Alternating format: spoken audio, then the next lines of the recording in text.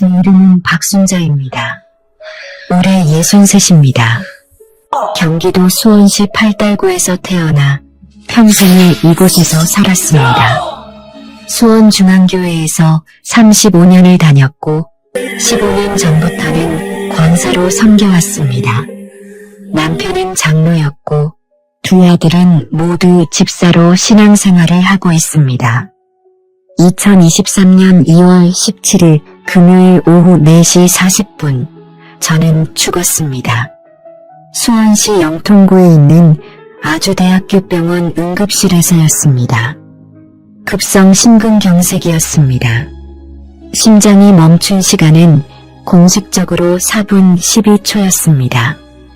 의료진이 심폐소생술을 시행했고 5번째 제세동기 충격 후 심장이 다시 뛰기 시작했습니다.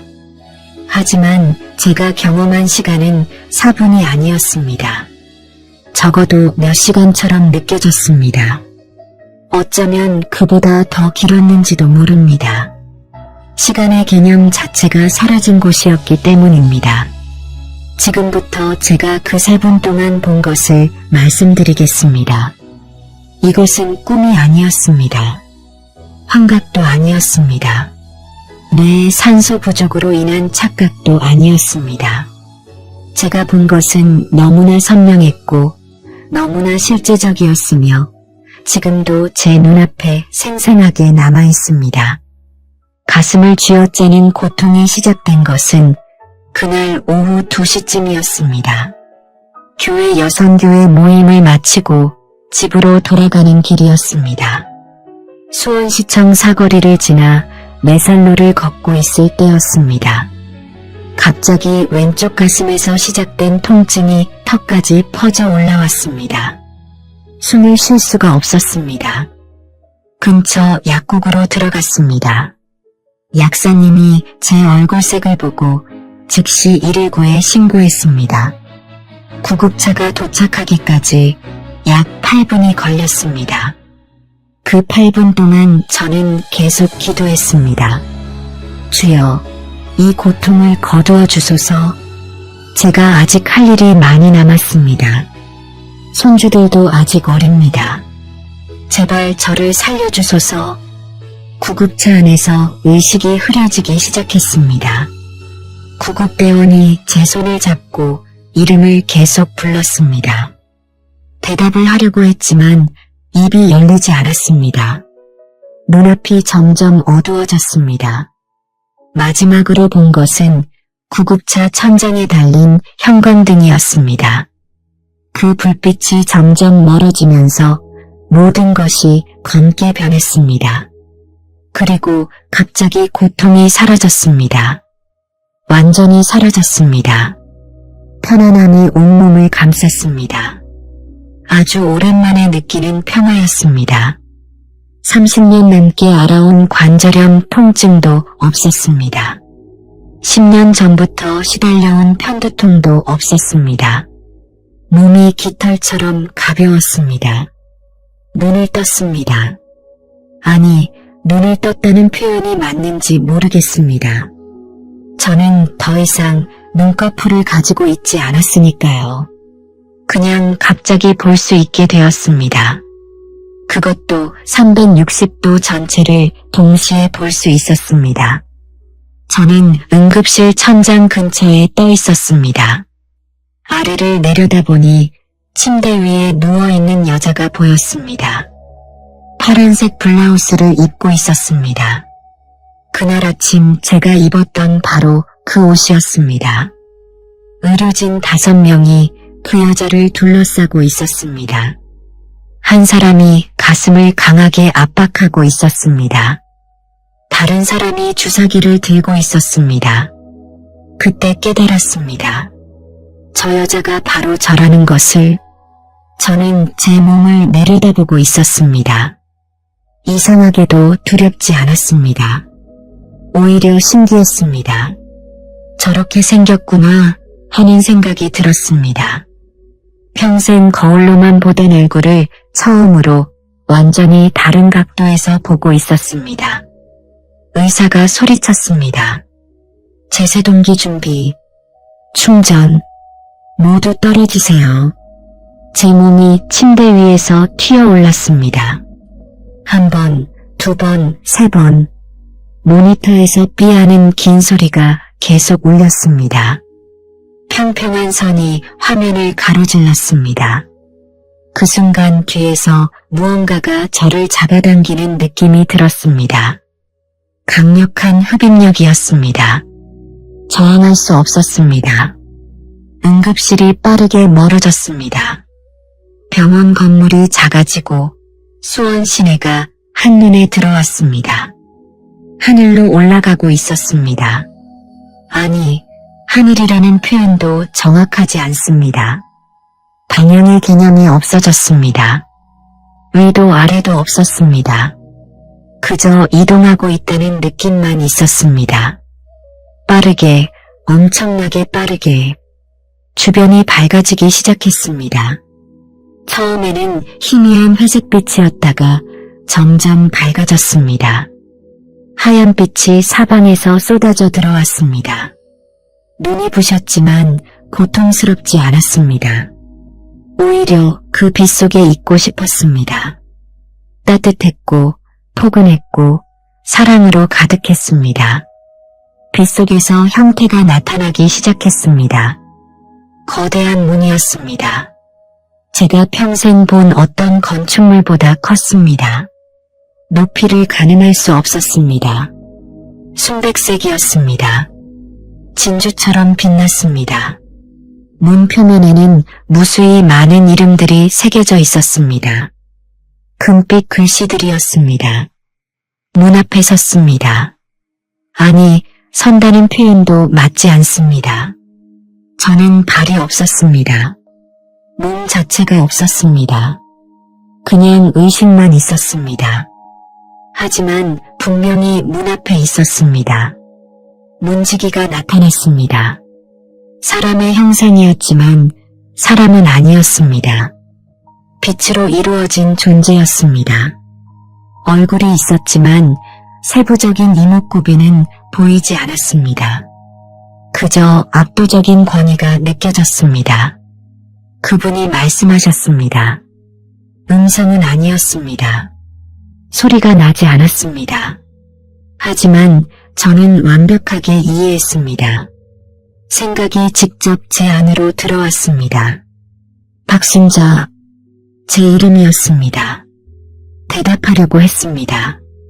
하지만 어떻게 대답해야 할지 몰랐습니다. 입이 없었으니까요. 그런데 신기하게도 제 생각이 그대로 전달되었습니다. 예, 여기 있습니다. 내가 이곳에 온 것을 환영한다. 하지만 아직 들어갈 수 없다. 충격이었습니다. 무슨 말씀인지 이해할 수 없었습니다. 저는 평생 교회를 다녔습니다. 35년입니다. 주일마다 빠짐없이 예배를 드렸습니다. 새벽 기도도 15년 동안 나갔습니다.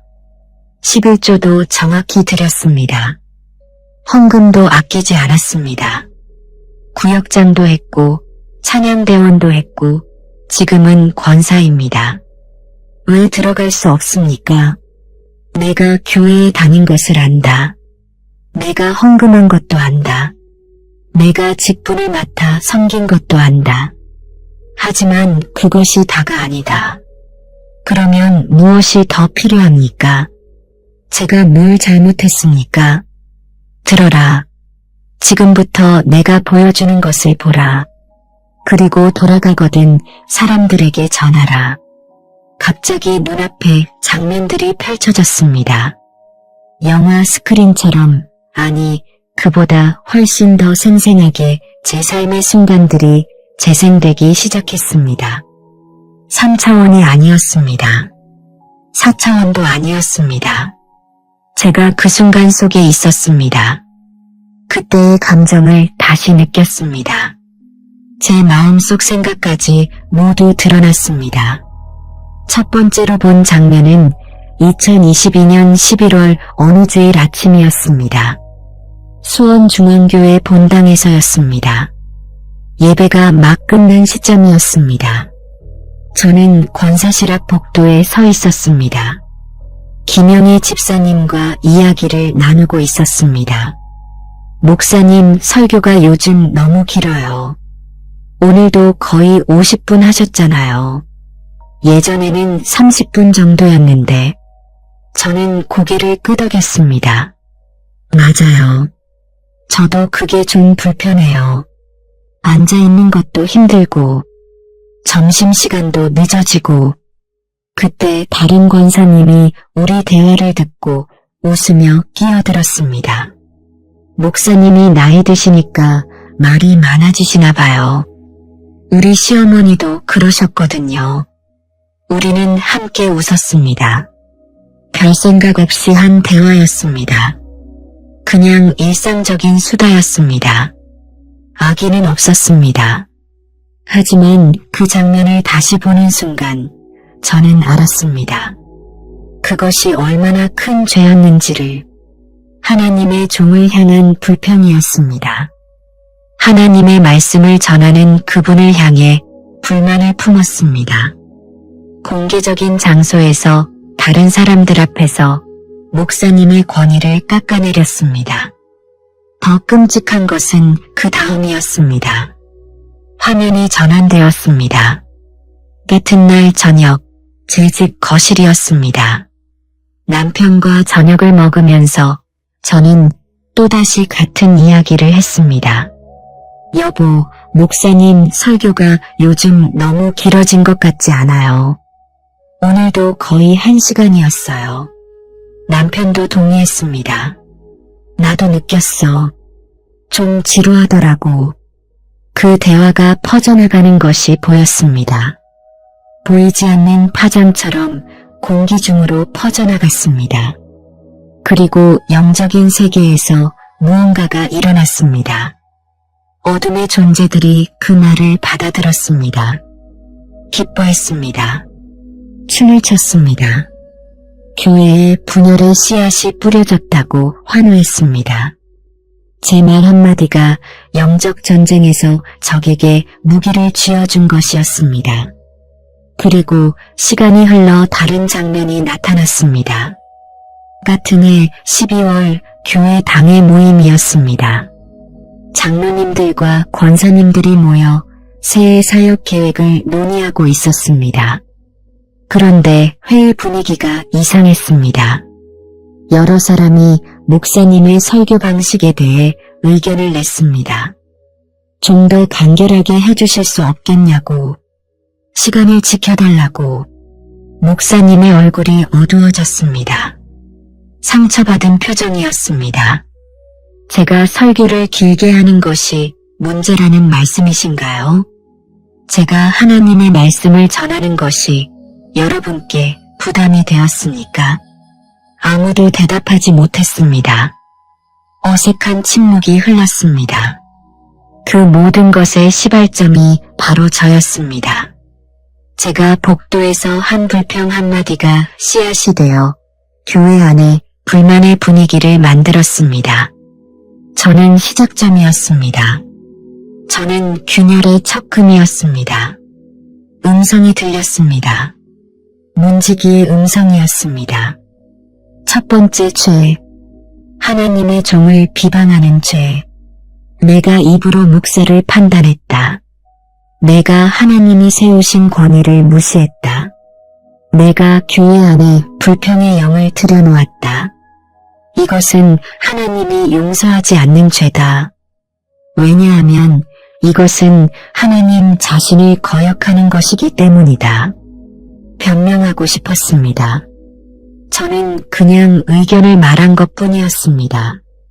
비판이 아니라 제안이었습니다. 교회를 위한 것이었습니다.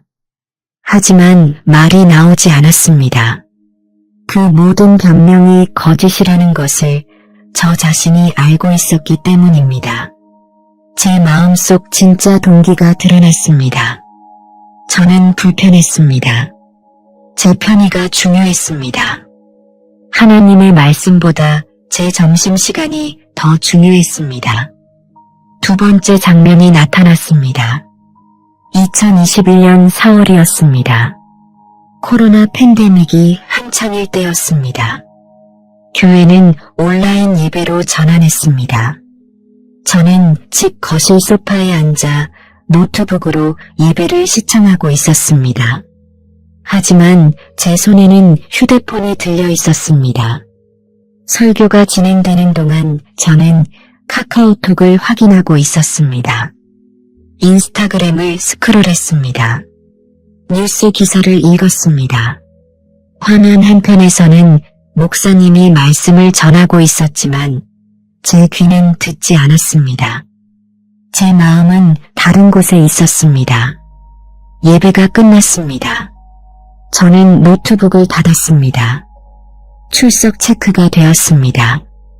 오늘도 예배를 드렸다는 기록이 남았습니다. 하지만 실제로는 예배를 드리지 않은 것이었습니다. 장면이 계속 이어졌습니다. 같은 일이 반복되었습니다. 주일마다, 수요일마다 저는 화면 앞에 앉았습니다. 하지만 마음은 항상 다른 곳에 있었습니다. 때로는 설교 중에 저녁 메뉴를 생각했습니다. 때로는 다음날 만날 친구와의 약속을 계획했습니다. 때로는 그냥 멍하니 천장을 바라봤습니다.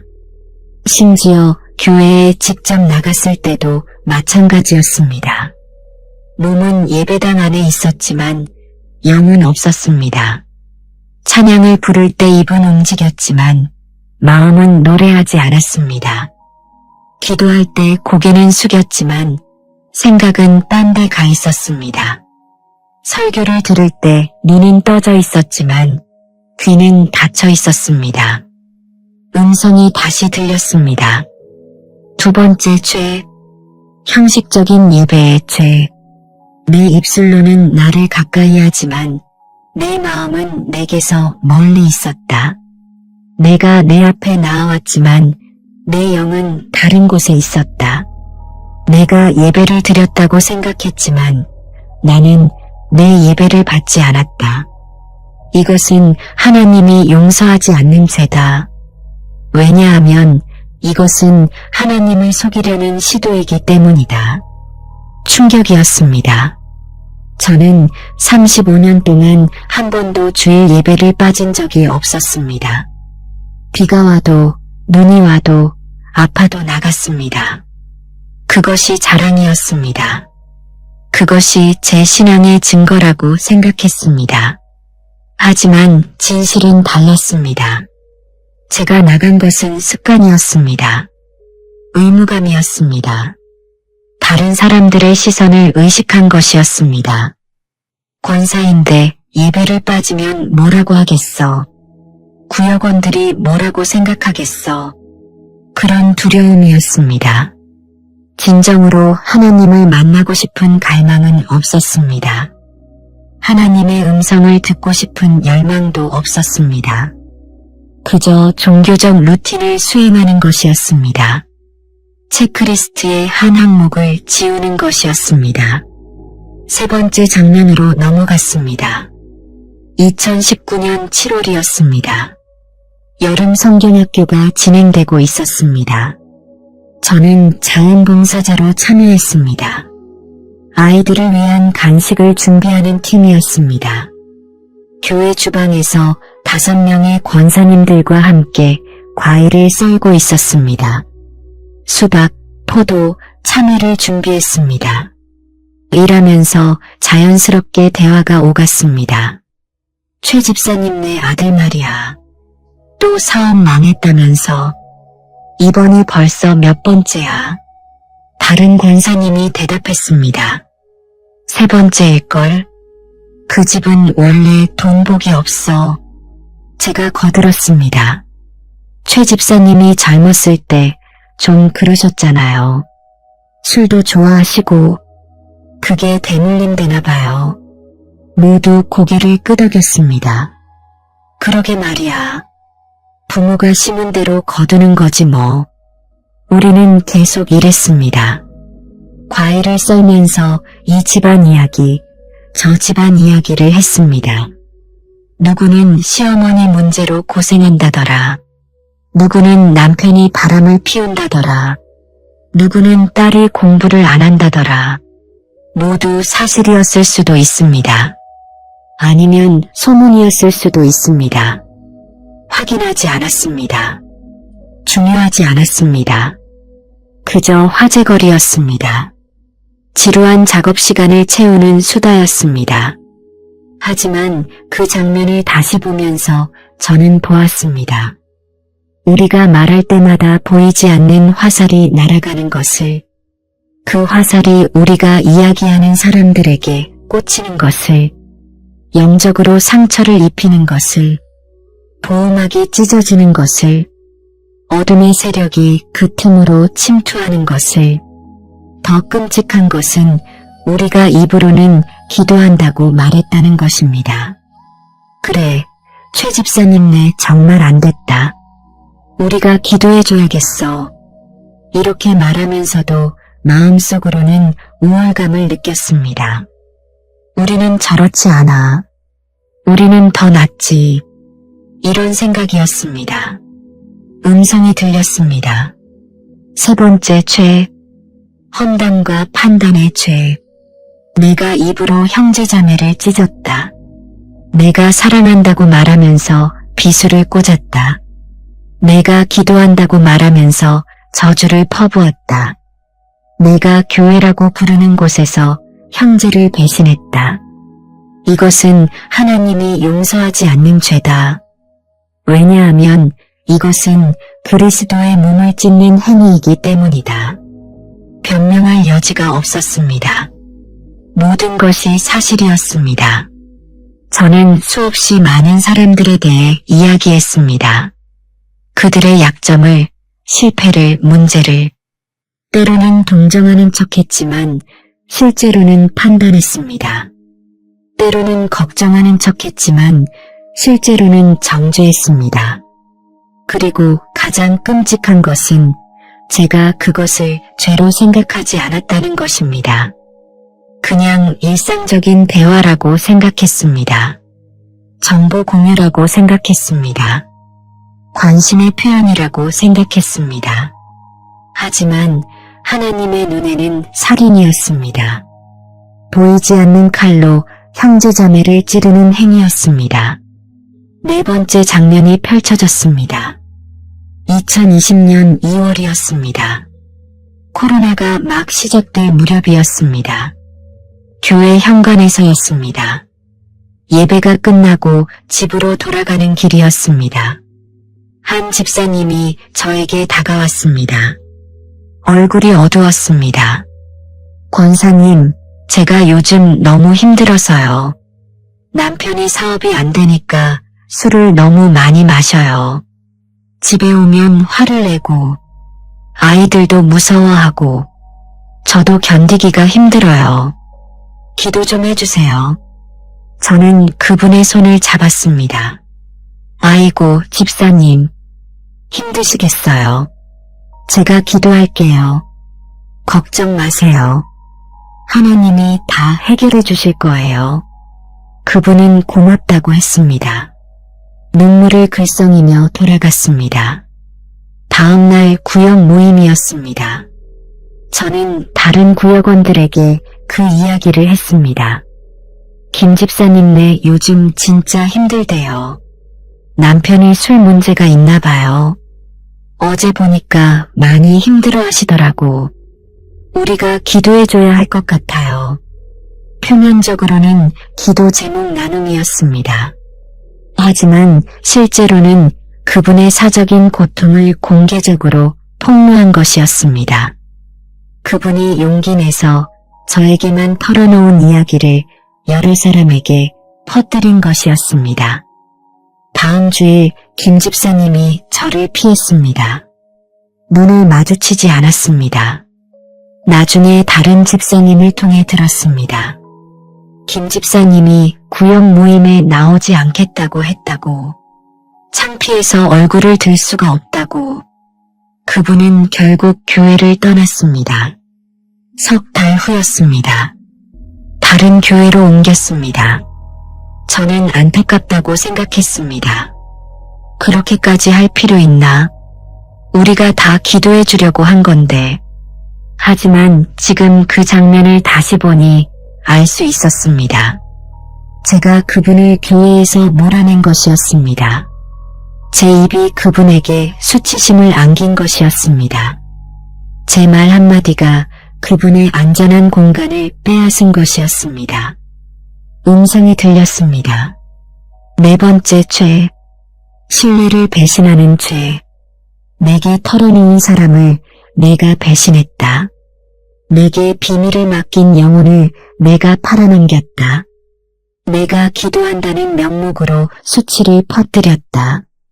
이것은 하나님이 용서하지 않는 죄다. 왜냐하면 이것은 사랑이 아니라 폭력이기 때문이다. 제 변명은 항상 같았습니다. 저는 도우려고 한 것이었습니다. 기도 제목을 나누려고 한 것이었습니다. 혼자 짊어지지 말고 함께 나누자는 것이었습니다. 하지만 진실은 달랐습니다. 저는 특별한 정보를 가진 사람이 되고 싶었습니다. 다른 사람들이 모르는 것을 아는 사람, 내부 정보를 가진 사람, 중요한 사람, 그것이 제 진짜 동기였습니다. 남의 고통을 제 우월감의 재료로 삼은 것이었습니다. 다섯 번째 장면은 더 충격적이었습니다. 2018년 10월이었습니다. 교회 장로 선거가 있었습니다. 2명의 후보가 있었습니다. 한 분은 오래전부터 교회를 섬겨온 분이었습니다. 다른 한 분은 비교적 최근에 등록한 분이었지만 열정적이고 능력이 있었습니다. 투표 전날 저녁 몇몇 권사님들과 전화통화를 했습니다. 내일 누구 찍을 거예요? 저는 김 집사님에게 표를 줄 거예요. 이 집사님은 좀 그렇지 않아요. 너무 나서는 것 같아요. 겸손하지 못한 것 같아요.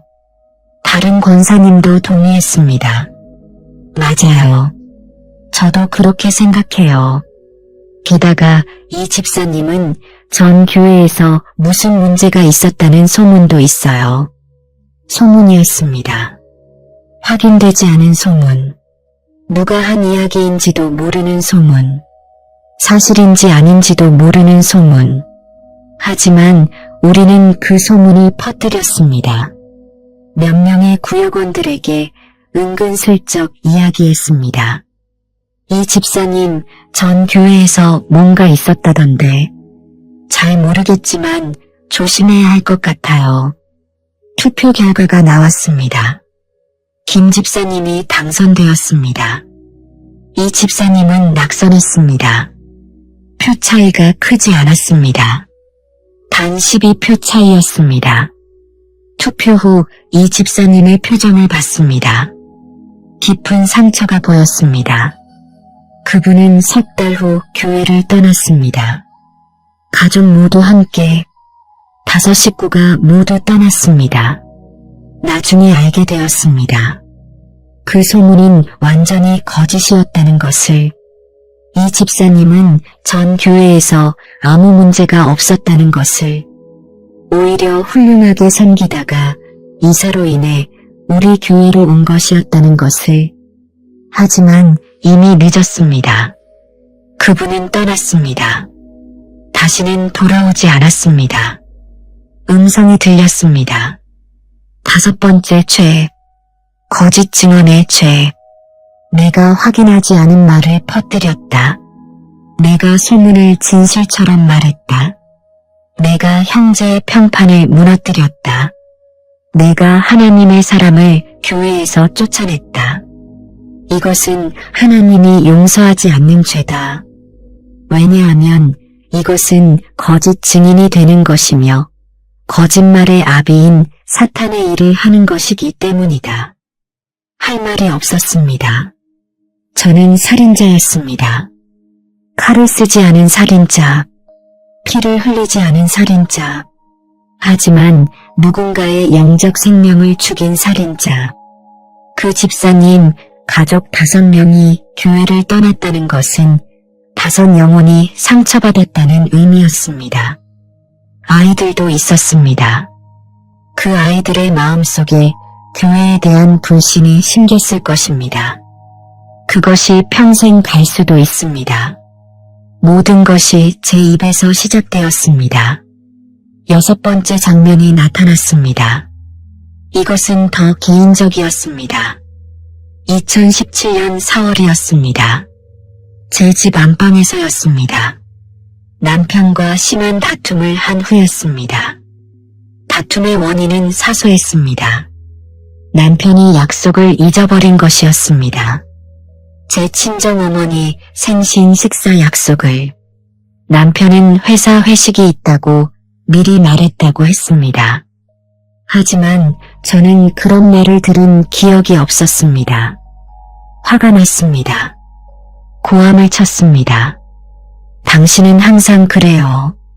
내 집안일은 뒷전이잖아요. 당신 어머니 일은 그렇게 챙기면서 내 어머니는 중요하지 않은 거예요. 남편도 소리쳤습니다. 내가 언제 그랬어요. 당신이 말을 안 해놓고 나한테 화를 내잖아요. 맨날 이런 식이에요. 싸움은 격해졌습니다. 과거의 일들을 들춰냈습니다. 10년 전 일, 20년 전 일, 오래전에 용서했다고 생각한 일들. 하지만 실제로는 마음속 깊은 곳에 쌓아두었던 것들. 당신은 결혼 초부터 그랬어요. 나를 무시했어요. 내 의견을 존중한 적이 없어요. 남편의 얼굴이 일그러졌습니다. 당신이야말로 나를 한 번이라도 인정한 적 있어요. 항상 뭔가 부족하다고 했잖아요. 우리는 서로를 향해 칼을 휘둘렀습니다. 말이라는 칼을 가장 아픈 곳을 찔렀습니다. 가장 취약한 부분을 공격했습니다. 그날 밤 우리는 서로 등을 돌리고 잤습니다. 침대의 양끝에서 최대한 멀리 떨어져서 다음날 아침 아무 일도 없었던 것처럼 지냈습니다. 남편은 출근했습니다. 저는 교회에 갔습니다. 사람들 앞에서 우리는 행복한 장로 권사 부부였습니다. 모범적인 가정, 다른 사람들이 본받아야 할 가정. 하지만 집에 돌아오면 냉기가 흘렀습니다. 대화는 최소한으로, 필요한 말만, 감정은 없이 그 상태가 몇 주간 계속되었습니다. 결국 흐지부지 잊혀졌습니다. 아니, 잊혀진 것이 아니었습니다. 묻혔습니다. 해결되지 않은 채로 마음속 깊은 곳에 묻혔습니다. 그리고 그 일은 반복되었습니다. 다른 이유로 다른 시기에. 하지만 패턴은 같았습니다. 폭발, 상처, 회피, 매장. 음성이 들렸습니다. 6번째 죄, 용서하지 않는 죄. 내가 입으로는 용서한다고 말했지만 마음속에는 원한을 쌓았다. 내가 기억하지 않는다고 했지만 모든 것을 장부에 기록했다. 내가 사랑한다고 고백했지만 마음속으로는 판단했다. 내가 가장 가까운 사람에게조차 은혜를 베풀지 않았다. 이것은 하나님이 용서하지 않는 죄다. 왜냐하면 용서받은 자가 용서하지 않는 것은 하나님의 은혜를 거부하는 것이기 때문이다. 깨달았습니다. 저는 35년 동안 주기도문을 외웠습니다. 우리가 우리에게 죄 지은 자를 사하여 준 것 같이 우리 죄를 사하여 주옵소서 수천 번 말했습니다. 하지만 한 번도 진정으로 의미한 적이 없었습니다. 저는 용서하지 않았습니다. 남편을, 아이들을, 부모님을, 시댁 식구들을, 교회 사람들을 모두에게 미움의 장부가 있었습니다. 기억의 파일이 있었습니다. 언제든 꺼낼 수 있는 증거들. 그것들이 쌓이고 쌓여 제 마음을 돌로 만들었습니다. 사랑할 수 없는 마음, 기쁠 수 없는 마음, 평안할 수 없는 마음, 그리고 그것이 제 삶 전체를 오염시켰습니다. 7번째이자 마지막 장면이 나타났습니다. 이것은 가장 최근의 일이었습니다. 제가 죽기 불과 4주 전이었습니다. 2023년 2월이었습니다. 교회 여선교회 임원 회의였습니다. 새해 사역 계획을 논의하고 있었습니다. 저는 여선교회 부회장이었습니다. 회의를 주도하고 있었습니다. 한 집사님이 제안했습니다. 올해는 좀 더 젊은 분들이 참여할 수 있는 프로그램을 만들면 어떨까요? 육아하는 젊은 엄마들이 올 수 있는 모임 같은 것. 저는 고개를 저었습니다. 우리 여선교회는 전통이 있어요. 예전부터 해오던 방식이 있어요. 굳이 바꿀 필요 있을까요? 젊은 사람들은 젊은이부에 가면 되죠. 다른 권사님이 거들었습니다. 맞아요. 우리는 우리대로 하면 돼요. 젊은 사람들 취향에 맞추다가는 정체성을 잃어요. 그 집사님이 다시 말했습니다. 하지만 교회가 점점 고령화되고 있잖아요. 젊은 세대가 들어와야 하지 않을까요? 저는 단호하게 말했습니다. 그건 전도팀이나 청년부에서 할 일이에요. 우리 여선교회는 우리 역할이 따로 있어요. 우리는 교회의 기둥이에요. 우리가 흔들리면 교회가 흔들려요. 우리는 변하지 말아야 해요. 회의는 제 뜻대로 진행되었습니다. 제안은 기각되었습니다. 모든 것은 예전과 똑같이 계획되었습니다. 회의 후 몇몇 연로하신 권사님들이 저를 칭찬했습니다. 부회장님 덕분에 우리 여선교회가 바로 서 있어요.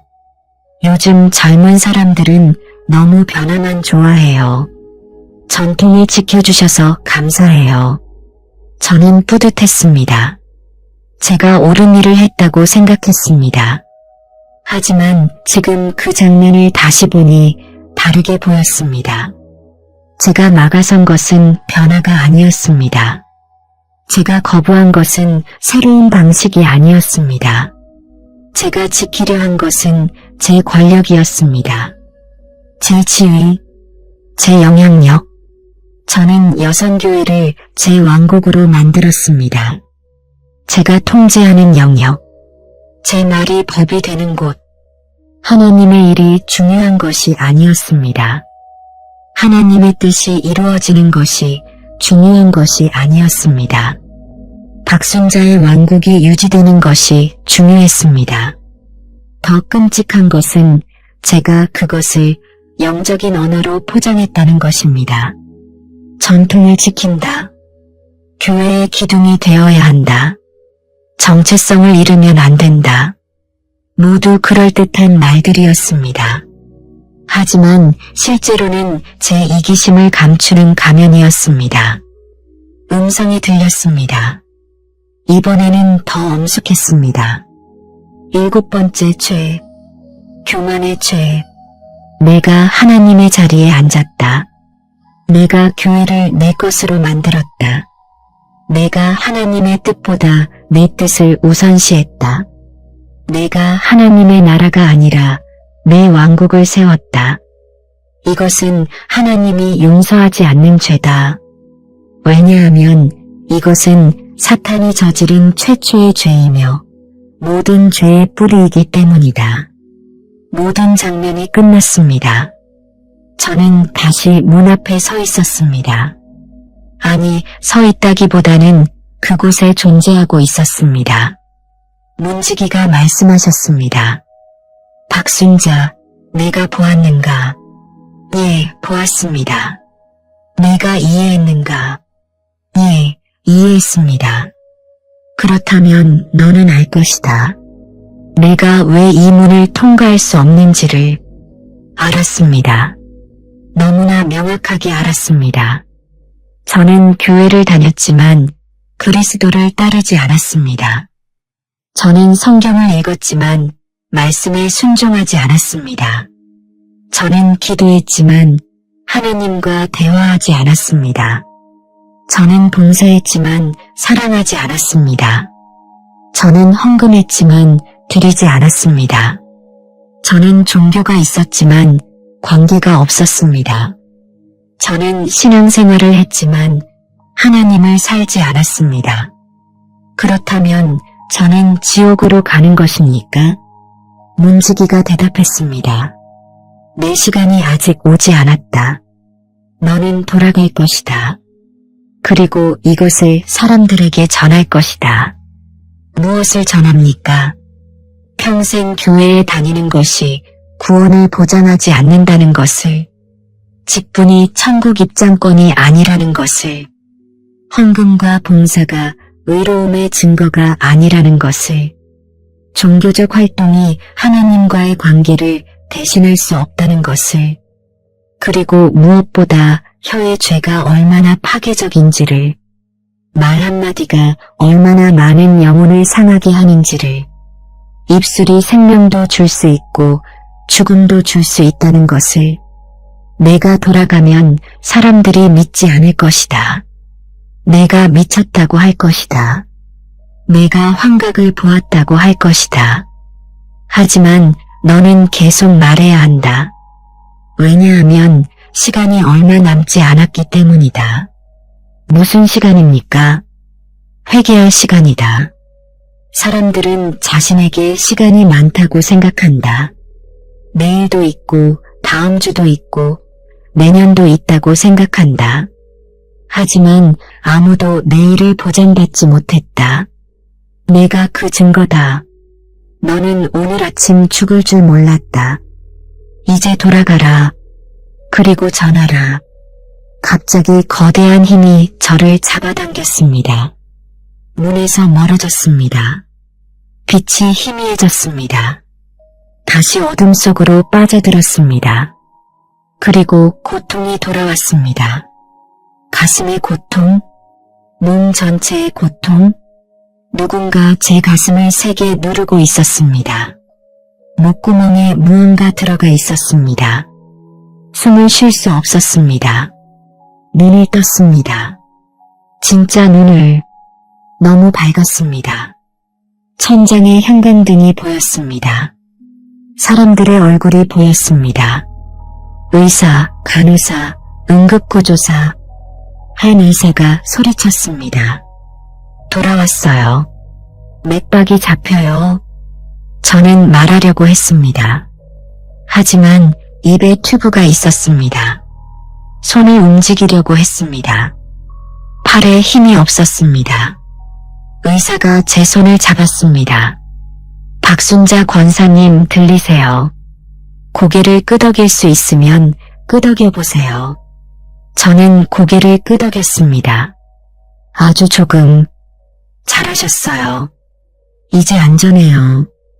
최선을 다했어요. 지금은 쉬세요. 하지만 저는 쉴 수 없었습니다. 전해야 했습니다.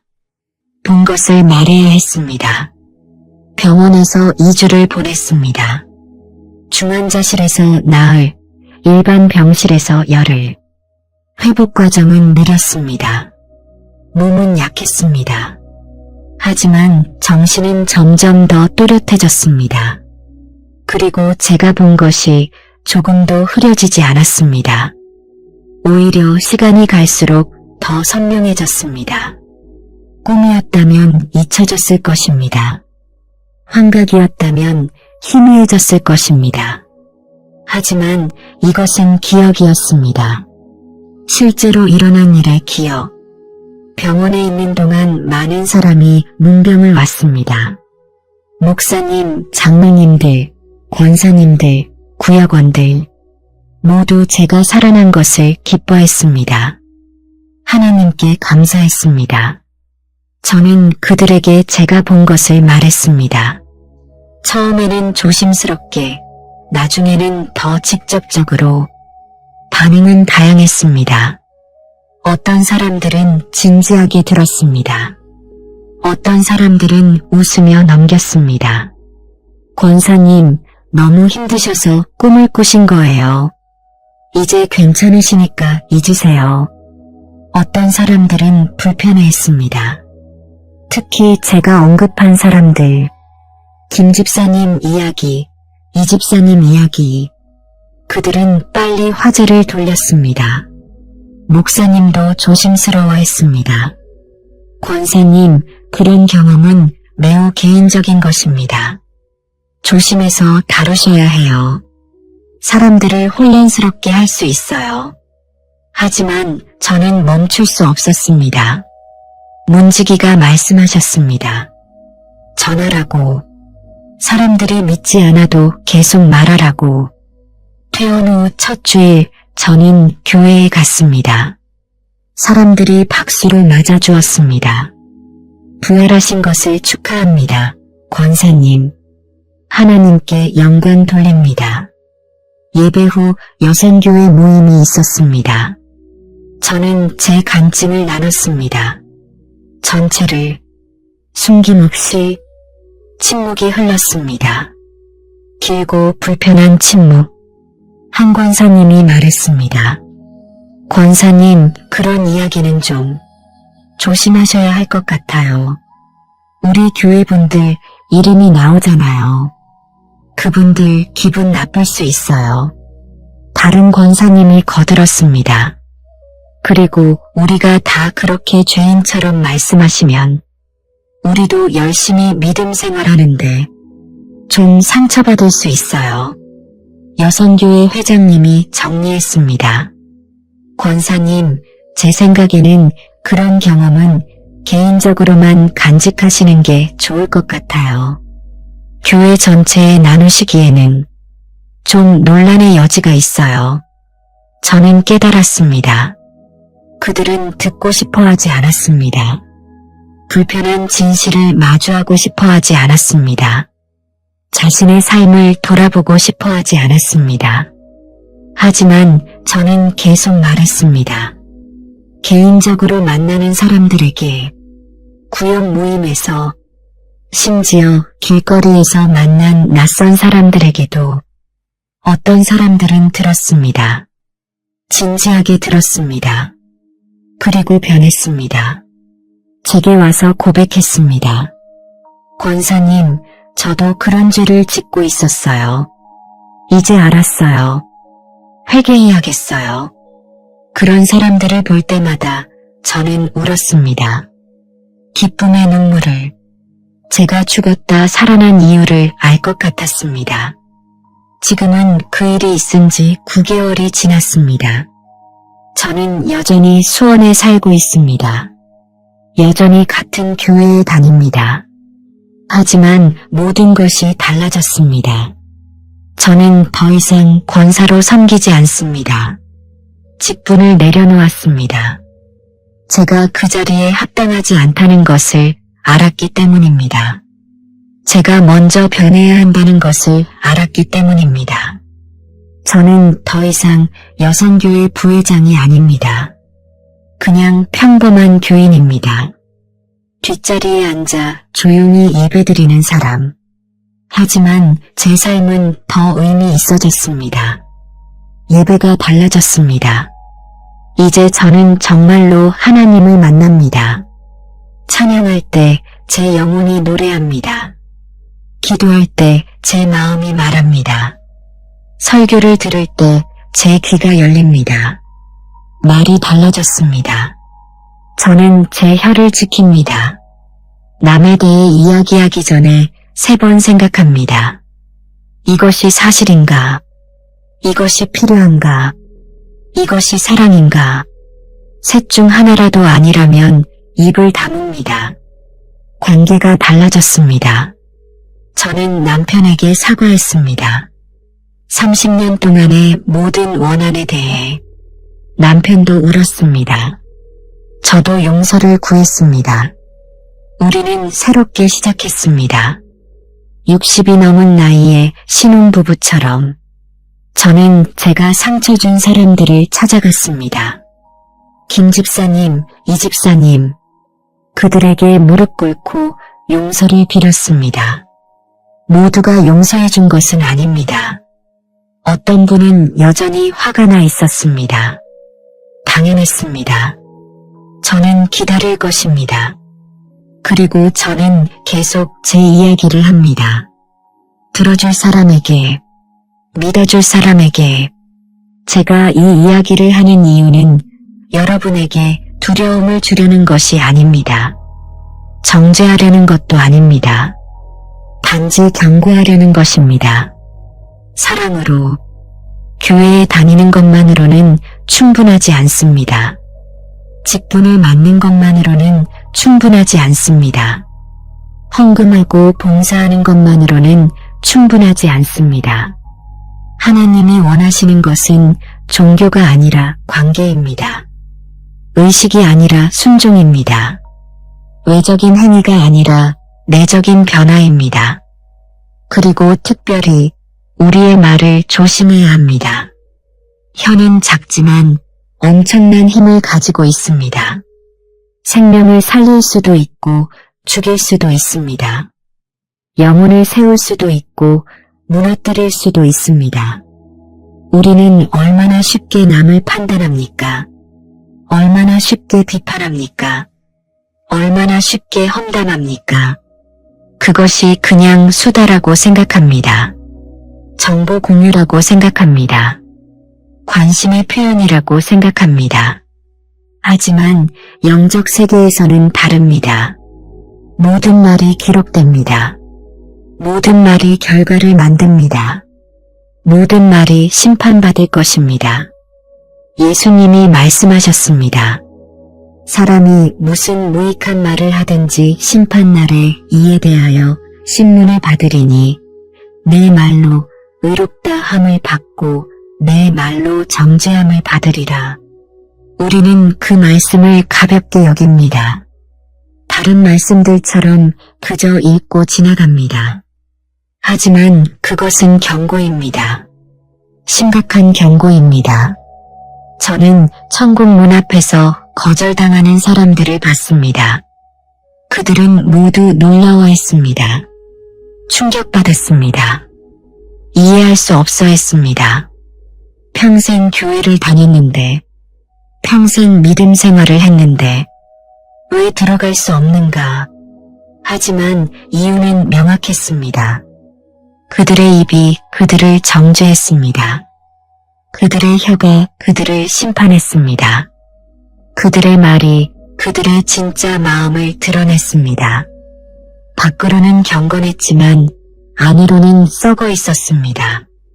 밖으로는 사랑한다고 했지만 안으로는 미워했습니다. 밖으로는 용서한다고 했지만 안으로는 원한을 품었습니다. 그리고 그것이 모두 말을 통해 드러났습니다. 여러분에게 묻습니다. 여러분의 말은 어떻습니까? 여러분의 혀는 무엇을 말하고 있습니까? 지난 일주일을 돌아보십시오. 어떤 말을 했습니까?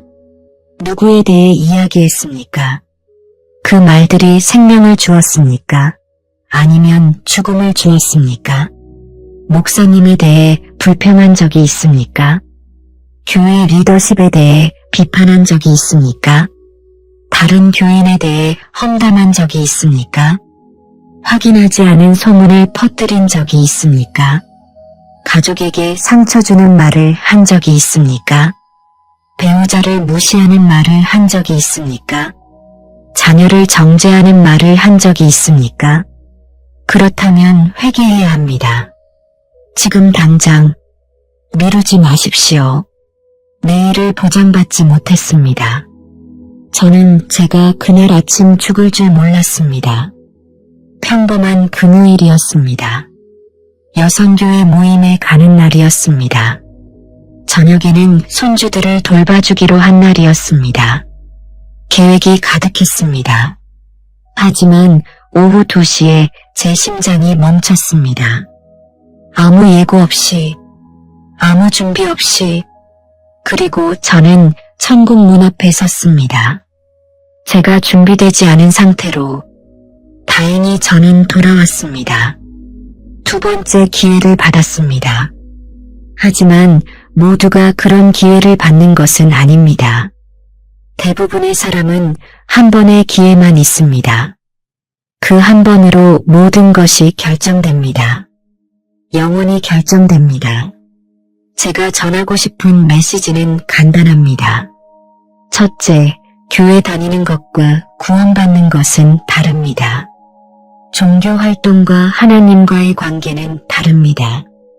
형식을 갖추는 것과 마음을 드리는 것은 다릅니다.